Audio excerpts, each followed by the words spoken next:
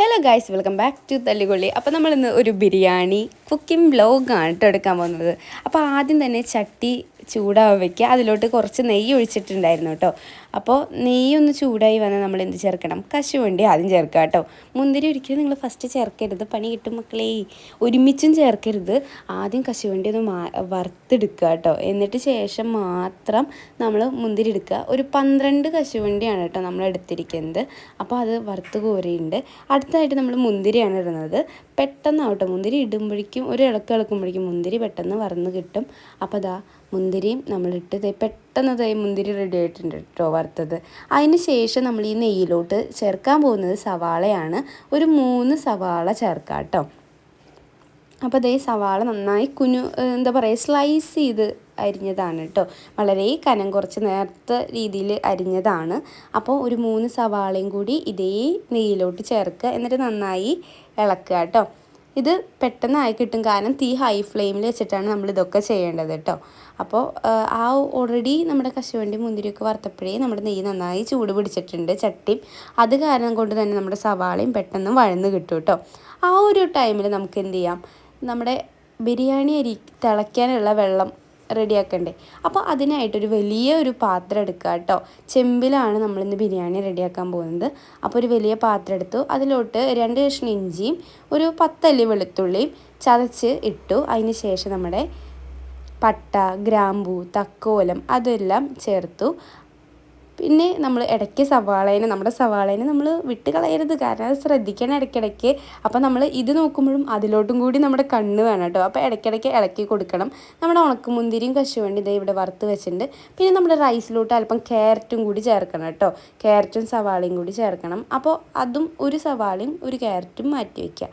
പിന്നെ ഇതിലോട്ട് നമ്മളൊരു 5-6 ഏലക്ക കൂടി ചേർക്കുക. നല്ല മണത്തിന് വേണ്ടിയിട്ടാണ് കേട്ടോ നമ്മൾ ഈ മസാലക്കൂട്ട് ചേർക്കുന്നത്. അതിനുശേഷം നമുക്കിതിലോട്ട് ആവശ്യത്തിന് വെള്ളം ഒഴിക്കാം. ഞാനിപ്പോൾ 6 ഗ്ലാസ് അരിയാണ് ഞങ്ങളിവിടെ എടുക്കുന്നത്. അപ്പോൾ 9 ഗ്ലാസ് വെള്ളമാണ്, അതായത് 1 ഗ്ലാസ് അരിക്ക് 1.5 ഗ്ലാസ് വെള്ളം എന്ന വിധത്തിലാണ് കേട്ടോ നമ്മൾ എടുക്കേണ്ടത്. അപ്പോൾ നമ്മുടെ സവാളയെല്ലാം നന്നായി ഗോൾഡൻ കളറായിട്ടുണ്ട്. അപ്പോൾ നമ്മളത് വറുത്ത് കോരുകയാണ് കേട്ടോ. അപ്പോഴേക്കും നമ്മൾ സവാള ഒരു ഗോൾഡൻ കളർ ആകുമ്പോഴേക്കും തീ ഓഫ് ചെയ്യുക. എന്നിട്ട് അപ്പുറത്ത് അടുപ്പിലോട്ട് വെക്കുക കേട്ടോ. ഇനി നമ്മൾ വെള്ളം കയറ്റിയാണ് നമ്മുടെ അരിക്കുള്ള വെള്ളം തിളപ്പിക്കാൻ വെക്കുകയാണ്. അപ്പോൾ ഇതിലോട്ട് നമ്മൾ ആവശ്യത്തിന് ഉപ്പും അതേപോലെ തന്നെ നമ്മുടെ ചേർക്കുമ്പോൾ അരി ഒട്ടി പിടിക്കാണ്ടിരിക്കാനായിട്ട് നമ്മൾ ഒരു നാരങ്ങ മുറിച്ച് നമ്മൾ 2ആയി മുറിച്ച് അത് പിഴിഞ്ഞ് ഒഴിക്കുകയാണ് കേട്ടോ. ഇത് അരി ഒട്ടിപ്പിടിക്കുന്ന പേടിയുള്ളവർക്കൊക്കെ ഇത് ഒഴിക്കാം. പിന്നെ ഇത് നല്ലതാണ്, അരി ഇങ്ങനെ ഉലർന്ന് കിട്ടാനൊക്കെ ആയിട്ട് ഇത് നല്ലതാണ്. അപ്പോൾ നമ്മളിതാ നാരങ്ങ നീരൊക്കെ പിഴിഞ്ഞ് ഒഴിക്കുകയാണ് കേട്ടോ. അപ്പോൾ നമ്മൾ തീ ഹൈ ഫ്ലെയിമിൽ തന്നെയാണ് കേട്ടോ ഇരിക്കുന്നത്. ഈ വെള്ളം തിളയ്ക്കുന്നത് വരെ നമ്മൾ ഒന്നും ഒരു ചേഞ്ചും വരുത്തേണ്ടതില്ല കേട്ടോ. അപ്പോൾ നമ്മൾ വെള്ളം തിളയ്ക്കാനായിട്ട് വെക്കാം. ഒന്ന് തിള വന്നിട്ടുണ്ട്. അപ്പോൾ നമ്മൾ ഓൾറെഡി ഒരു 10-15 മിനിറ്റ് മുമ്പ് കഴുകി വെച്ചിട്ട് അത് ഇത്തിരി നേരം വെള്ളത്തിൽ കുതിർത്ത് വെച്ച ഇന്ത്യൻ ഗേറ്റ് അരിയാണ് കേട്ടോ നമ്മൾ ചേർക്കാൻ പോകുന്നത്. നല്ല നീളത്തിലുള്ള അരിയാണ്. അപ്പോൾ അതും നമ്മൾ ചേർത്ത് കൊടുക്കുക. നമ്മൾ 6 ഗ്ലാസ് അരിയാണ് എടുക്കുന്നത്. അപ്പോൾ ഓൾറെഡി 9 ഗ്ലാസ് വെള്ളമാണ് തിളയ്ക്കാൻ വെച്ചിട്ടുണ്ടായിരുന്നത് കേട്ടോ. അപ്പോൾ അരി നമ്മൾ ചേർത്ത് കൊടുക്കാം. ബിരിയാണിക്ക് നമ്മൾ ഇന്ത്യൻ ഗേറ്റ് മാത്രമല്ല ബസ്മതി റൈസ് ചേർക്കാം. അതേപോലെ തന്നെ പലതരത്തിലുള്ള അരി ഇപ്പോൾ സൂപ്പർ മാർക്കറ്റിൽ ലഭ്യമാണ് കേട്ടോ. പക്ഷേ ഇങ്ങനെ ചേർക്കുമ്പോൾ പലതിനും പലതരത്തിലുള്ള വെള്ളത്തിൻ്റെ അളവിൽ ചെറുതായിട്ടൊരു മാറ്റം വരും. സാധാരണ ഇന്ത്യൻ ഗേറ്റ് അതിന് ബസ്മതി അങ്ങനത്തെയൊക്കെ അരിക്ക് 1 ഗ്ലാസ് അരിക്ക് 1.5 ഗ്ലാസ് വെള്ളം എന്ന തരത്തിലാണ്. അരി മാറുന്തോറും ഇതിന് ചെറിയൊരു അളവിൽ മാറ്റം വരും കേട്ടോ. അപ്പോൾ നമ്മൾ അരി ഇട്ടതിന് ശേഷം നന്നായിട്ടൊന്ന് ഇളക്കി കൊടുക്കുക. വളരെ പതുക്കെ ഇളക്കിയാൽ മതി, സ്പീഡിലൊന്നും ഇളക്കരുത്. അതുപോലെ ഞാൻ ഇളക്കുമ്പോൾ ഈ പാത്രത്തിൽ ഒന്ന് പിടിച്ചതിന് ശേഷം ഇളക്കുക. വല്ല തുണി കൊണ്ടോ അങ്ങനെ ഒരു പ്രഷർ കൊടുത്ത് പിടിച്ചതിന് ശേഷം മാത്രം ഇളക്കുക കേട്ടോ. ഈ സമയം നമ്മൾ മാറ്റി വെച്ചിട്ടുണ്ടായിരുന്ന ക്യാരറ്റും കൂടി ചേർത്തിട്ട് ഇളക്കാം കേട്ടോ. അപ്പോൾ ഒന്ന് ഇളക്കിയതിന് ശേഷം നമ്മൾ അരി ഒന്ന് വേവാനായിട്ട് വെക്കാം. ആ സമയം നമ്മൾ വീഡിയോയുടെ ചർച്ചയായിരുന്നു കേട്ടോ. നെക്സ്റ്റ് നമ്മൾ ഇനി എന്ത് വീഡിയോ എടുക്കും അതിനെ പറ്റിയുള്ള വർത്താനാണ് കേട്ടോ നമ്മൾ പറയുന്നത്.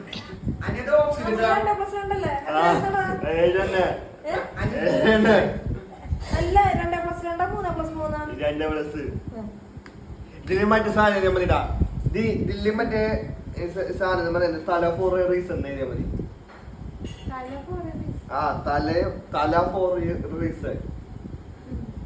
അതെന്ന് പറഞ്ഞാലേ ധോണിയുടെ നമ്പറാണ് 7. ധോണിനെ വിളിക്കുന്ന പേരാണ് തല. ഈ 7 കിട്ടുന്നില്ലേ, അങ്ങനെ വന്നു വെച്ചാല്. ആ സമയം എന്ത് ചെയ്യും, നമ്മുടെ അരി വെന്ത് വന്നിട്ടുണ്ട് ആ ഒരു ഗ്യാപ്പിൽ.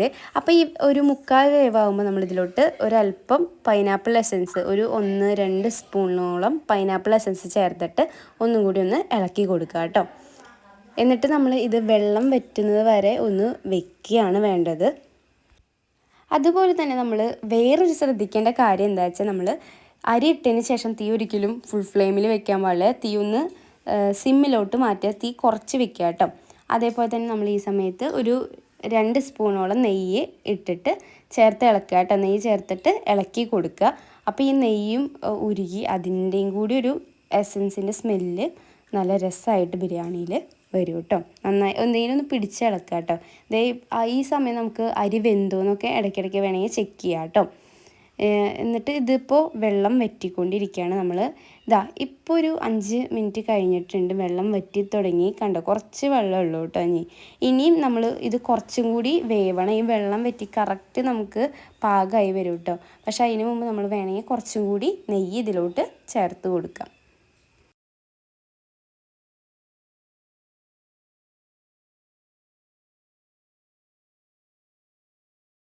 അങ്ങനെ കുറച്ച് നേരം കഴിയുമ്പോഴേക്കും എന്ത് ചെയ്യും, നമ്മുടെ അരിയൊക്കെ വെള്ളം വറ്റി നല്ല പാകമായിട്ട് വന്നിട്ടുണ്ട് കേട്ടോ. അപ്പോൾ ഒന്നും കൂടി ഇത് ഒന്ന് ഇളക്കി കൊടുക്കുക. ഇപ്പോൾ ഒരു വെള്ളത്തിൻ്റെ മോഡൽ തോന്നുമെങ്കിലും ഇത് ശരിക്കും വെറ്റി വരും കേട്ടോ. നമുക്കിത് മാറ്റി വയ്ക്കാം. ഇനി ഇതിലോട്ട് നമുക്കിനി ലെയറിങ് നടത്താം കേട്ടോ. ആദ്യം തന്നെ നമ്മൾ അടിയിൽ നിന്ന് കുറച്ച് ഭാഗം എടുത്തതിന് ശേഷം അതിൽ കശുവണ്ടിയും മുന്തിരിയും അതേപോലെ തന്നെ മല്ലിയിലയും നമ്മൾ വറുത്ത് വെച്ച സവാളയും കൂടി ചേർക്കാം.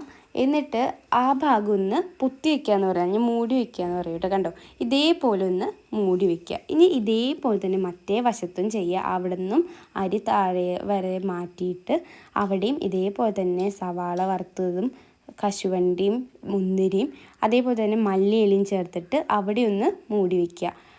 അതിന് ലെയറിങ് നമ്മുടെ ഇഷ്ടത്തിനാണ് കേട്ടോ. നമുക്ക് 3 ലെയറിങ് ചെയ്യാം, 2 ലെയറിങ് ചെയ്യാം. അതൊക്കെ നമുക്ക് നമ്മുടെ അളവനുസരിച്ച് ചെയ്യാം കേട്ടോ. ഇനി നമ്മൾ ലെയറിങ്ങിൻ്റെ ലാസ്റ്റ് സ്റ്റേജെത്തി ഏറ്റവും മുകളിൽ വശത്ത് നമ്മൾ കശുവണ്ടിയും മുന്തിരിയും സവാളയും മലയിലയും നന്നായി നല്ല റിച്ചായിട്ട് ഇട്ട് കൊടുക്കുകയാണ് കേട്ടോ. നല്ല നിറച്ചിട്ട് കൊടുക്കാൻ പോവുകയാണ്. അപ്പോൾ നല്ല ഇത് ഇങ്ങനെ റിച്ചായി തോന്നാൻ വേണ്ടിയിട്ടാണ് നമ്മളിങ്ങനെ നന്നായി ഇടുക കേട്ടോ. എന്നിട്ട് നമ്മൾ എന്ത് ചെയ്യുക, ഈ കുറച്ച് അരി വെച്ച് ഈ സൈഡിലുള്ള അരിയൊക്കെ വെച്ചിട്ട് ഇതൊന്ന് അമർത്തി കൊടുക്കുക. കാരണം ഇതിലുള്ള നെയ്യും ഇതിൻ്റെ ആ ഒരു മണവും ഇതിൻ്റെ ഒരു ടേസ്റ്റൊക്കെ ആ ബിരിയാണിയുടെ അരിയിൽ ഇറങ്ങി പോകാൻ വേണ്ടിയിട്ടാണ് കേട്ടോ നമ്മൾ ഇങ്ങനെ ചെയ്ത് കൊടുക്കുന്നത്. അപ്പോൾ ഇതൊന്ന് നമ്മൾ നന്നായി ഒന്ന് അമർത്തി പൊത്തി വെച്ചതെന്നൊക്കെ പറയില്ലേ, അതുപോലെ നന്നായി ഒന്ന് അമർത്തി പ്രസ് ചെയ്ത് കൊടുത്തതിന് ശേഷം നമുക്ക് ഇതിൻ്റെ മുകളിലോട്ട് ഇത്തിരി വെയിറ്റ് വെക്കുക കേട്ടോ.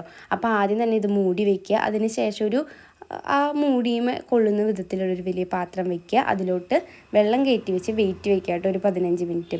ആ ഒരു ഗ്യാപ്പിൽ നമുക്കിതാ സാലഡ് തയ്യാറാക്കാം. അപ്പോൾ ബിരിയാണി മേമയുടെ എന്ന് വെച്ചാൽ സാലഡ് അഭിച്ചേൻ്റെ വകയാണ് കേട്ടോ. അപ്പോൾ സവാള 2 സവാളയാണ് നമ്മൾ എടുത്തേക്കുന്നത്. അത് നന്നായി ചെറുതായി നുറുക്കുക. നല്ല കനം കുറഞ്ഞ രീതിയിൽ വേണം നുറുക്കാൻ കേട്ടോ. അപ്പോൾ സാലഡ് കടിക്കുമ്പോൾ ചെറിയ ചെറിയ പീസായാലും നമുക്ക് ചിലർക്ക് പച്ചക്കറി കടിക്കാൻ പറഞ്ഞിട്ട് ബുദ്ധിമുട്ടാവും. അപ്പോൾ ഇങ്ങനെയാവുമ്പോൾ ആ ഒരു ബുദ്ധിമുട്ടില്ല. നമ്മൾ ആ സാലഡിൻ്റെ ഒപ്പം തന്നെ ഇതും കഴിച്ച് പൊക്കോളൂ കേട്ടോ. അപ്പോൾ ഈ 2 സവാള നല്ല നൈസായിട്ട് വേണം നീളത്തിലരിഞ്ഞ് പിന്നെ അത് നമ്മൾ തിരിച്ച് വെച്ച് ക്യൂബായിട്ട് കട്ട് ചെയ്യാനായിട്ട് കേട്ടോ. ഇതിന് പകരം നിങ്ങൾക്ക് ചോപ്പർ യൂസ് ചെയ്യുന്ന വെച്ചാൽ ചോപ്പർ യൂസ് ചെയ്യാം കേട്ടോ. അപ്പോൾ മെയിൻ സാധനം എന്താ വെച്ചാൽ നമ്മളിത് ചെറുതാക്കി നൈസായിട്ട് അരിയുക കേട്ടോ. അപ്പോൾ കുട്ടികൾക്കൊക്കെ കഴിക്കാനൊരു ബുദ്ധിമുട്ടും ഉണ്ടാവില്ല. അതേപോലെ തന്നെ നമ്മൾ തക്കാളിയും കൂടി ഇതേപോലെ ഒരു തക്കാളി എടുത്ത് ഇതേപോലെ നൈസായിട്ട് അരിയുക കേട്ടോ.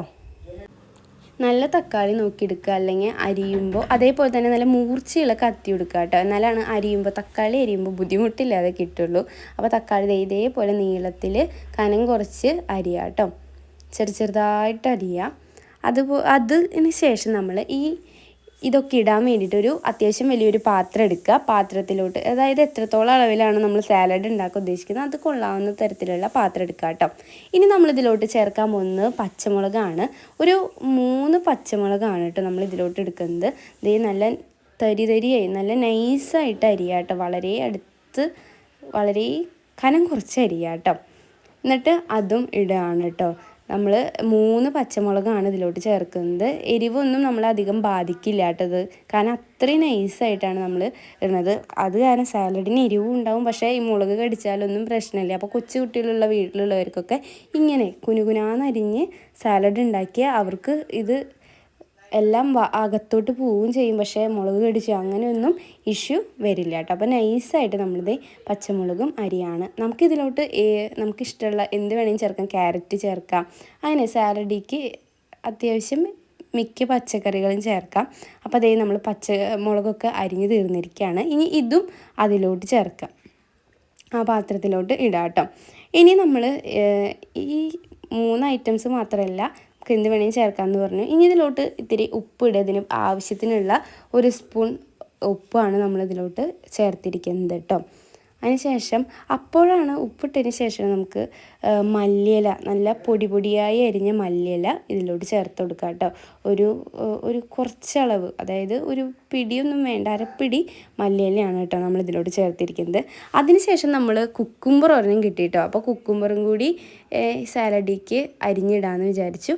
അപ്പോൾ അതേ കുക്കുംബർ നല്ല ആദ്യം തന്നെ നടുമുറിച്ചതിന് ശേഷം ഒന്ന് നിർത്തി വെച്ചതിന് ശേഷം ഇങ്ങനെ കനം കുറച്ച് അരിഞ്ഞിട്ട് നമ്മളിതേ കുനുകുനാന്ന് നുറുക്കാൻ പോവാണ്. ചെറിയ ചെറിയ ക്യൂബുകളായിട്ട് ഇതേ നമ്മുടെ കുക്കുംബർ നുറുക്കാൻ പോവാണ് കേട്ടോ. കുക്കുംബറൊക്കെ ഇഷ്ടമില്ലാത്തവർക്ക് ഇങ്ങനെ കഴിച്ചത്, അതായത് ചെറുതായി നുറുക്കി കഴിക്കുമ്പോൾ ഇതിൻ്റെ ടേസ്റ്റ് നമ്മൾ പ്രത്യേകിച്ച് ശ്രദ്ധിക്കില്ല. അപ്പോൾ നമുക്ക് കഴിക്കുമ്പോഴും ഇതിൻ്റെ ഗുണങ്ങളൊക്കെ നമ്മുടെ അകത്തേക്ക് പോവുകയും ചെയ്യും. പക്ഷേ നമ്മൾ ഒരു കഴിക്കാനൊരു ബുദ്ധിമുട്ടൊന്നും ഉണ്ടാവില്ല കേട്ടോ. അപ്പോൾ നമുക്ക് തൊലി കളഞ്ഞും വേണമെങ്കിൽ ചേർക്കാം കേട്ടോ സാലഡിലേക്ക് ഈ കുക്കുംബർ. പക്ഷേ കുക്കുംബറിൻ്റെ തൊലിയിലും ഗുണങ്ങളൊക്കെ ഉണ്ട്. തൊലി കളഞ്ഞും കളയാതെ നമുക്ക് എന്ത് ചെയ്യാം, സാലഡിലോട്ട് കുക്കുംബർ ചേർക്കാം കേട്ടോ. അപ്പോൾ നമ്മൾ ഒരു കുക്കുംബറാണ് എടുത്തിരിക്കുന്നത്. അങ്ങനെ കുക്കുംബറും കുനുകുനാന്ന് നുറുക്കി കുഞ്ഞു കുഞ്ഞു കഷ്ണങ്ങളാക്കി നുറുക്കിയിട്ടുണ്ട്. അതും കൂടി നമുക്ക് ഈ പാത്രത്തിലോട്ട് ചേർത്ത് കൊടുക്കാം. ഇനി നമ്മൾ ഇതൊക്കെ ഒന്ന് നന്നായി മിക്സ് ചെയ്യണം. അതിന് മുമ്പ് നമ്മൾ ഇതിലോട്ട് തൈര് ചേർക്കുകയാണ് കേട്ടോ. നമ്മൾ ഉപയോഗിക്കുന്നത് മിൽക്കി മിസ്റ്റിൻ്റെ തൈരാണ്. ഇങ്ങനത്തെ കുഞ്ഞി കപ്പിൽ വാങ്ങാൻ കിട്ടും. അപ്പോൾ ആ മിൽക്കി മിസ്റ്റിൻ്റെ തൈരാണ് കേട്ടോ നമ്മൾ ഇതിലോട്ട് ഉപയോഗിക്കുന്നത്. അല്ലെങ്കിൽ നമുക്ക് ഏത് തൈര് വേണമെങ്കിലും എടുക്കാം കേട്ടോ. അപ്പോൾ നമ്മൾ മിക്സ് ആക്കിക്കൊണ്ടിരിക്കുകയാണ് കേട്ടോ. ഇതിപ്പോൾ കാണുമ്പോൾ ഇത്തിരി കട്ട് ചെയ്ത് തോന്നുമെങ്കിലും കുറച്ച് കഴിഞ്ഞത് ഇത്തിരി ലൂസായിട്ട് കിട്ടും കേട്ടോ. അപ്പോൾ നന്നായി ഒന്ന് 1 കപ്പ് മിൽക്കി മിസ്റ്റ് തന്നെ വേണമെന്നില്ല, തൈര് ഉപയോഗിച്ച് കുറച്ച് തൈര് ചേർത്തിട്ട് ആദ്യം ഒന്ന് മിക്സ് ചെയ്യാം. കൈകൊണ്ട് ഞെരടിയാലും നല്ല ഇതിൻ്റെ ജ്യൂസൊക്കെ കറക്റ്റായിട്ട് ഇറങ്ങി വരും കേട്ടോ, അതും നല്ലതാണ്. അപ്പോൾ നന്നായി ഇത് മിക്സ് ചെയ്യുക.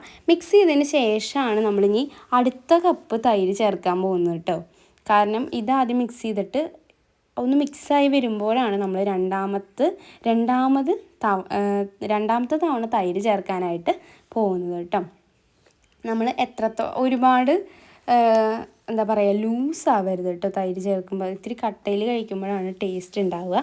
അപ്പോൾ പിന്നെ നിങ്ങളുടെ ഇഷ്ടത്തിന് നിങ്ങൾക്ക് ഇത് ഉണ്ടാക്കാനായിട്ട് പറ്റുന്നതാണ്. നമ്മളിപ്പോൾ 2 കപ്പാണ് തൈര് ചേർത്തേക്കുന്നത് കേട്ടോ. എന്നിട്ട് നന്നായി ഒന്ന് മിക്സ് ചെയ്ത് കൊടുക്കുക. ഇപ്പോൾ ലൂസായിട്ട് കിട്ടും, ഞാൻ പറഞ്ഞില്ലേ ലൂസായിട്ട് കിട്ടുമെന്ന്. ഒരു 5 മിനിറ്റ് വെച്ച് തന്നെ അത് ലൂസായിട്ട് കിട്ടും കേട്ടോ. അപ്പോൾ സാലഡ് നമ്മൾ മാറ്റി വയ്ക്കുക. അപ്പോൾ ഞാനത് ടേസ്റ്റ് നോക്കുമായിരുന്നു കേട്ടോ, സൂപ്പറായിരുന്നു. അപ്പോൾ നല്ല അടിപൊളി സാലഡായിരുന്നു കേട്ടോ. അപ്പോൾ ഞാൻ അങ്ങനെ പറയായിരുന്നു, സൂപ്പറായിട്ടുണ്ടെന്നൊക്കെ പറയായിരുന്നു. അപ്പോൾ നമ്മുടെ ബിരിയാണിയിലേക്ക് തിരിച്ച് വരാം കേട്ടോ നമുക്ക്. അപ്പോൾ സാലഡൊക്കെ ഇവിടെ മിക്സ് ചെയ്ത് റെഡിയാക്കി മാറ്റി വെച്ചിട്ടുണ്ട്. ഇനി ഈ ടൈമിൽ നമ്മുടെ ലെയറിങ് കഴിഞ്ഞ ബിരിയാണി ദമ്മിട്ട് വെച്ചിട്ടില്ലേ, ആ ബിരിയാണി അങ്ങനെ സെറ്റായിട്ടുണ്ടാവും. അപ്പോൾ നമ്മൾ തുറന്നപ്പോഴേ നല്ല മണത്തോടു കൂടിയാണ് കേട്ടോ വന്നത്, നല്ല മണമായിരുന്നു. ഇനി ബിരിയാണി നല്ല അടിപൊളിയായിട്ട് കാണുമ്പോഴേ കഴിക്കാൻ തോന്നുന്ന വിധത്തിലാണ് കേട്ടോ റെഡി ആയിരിക്കുന്നത്.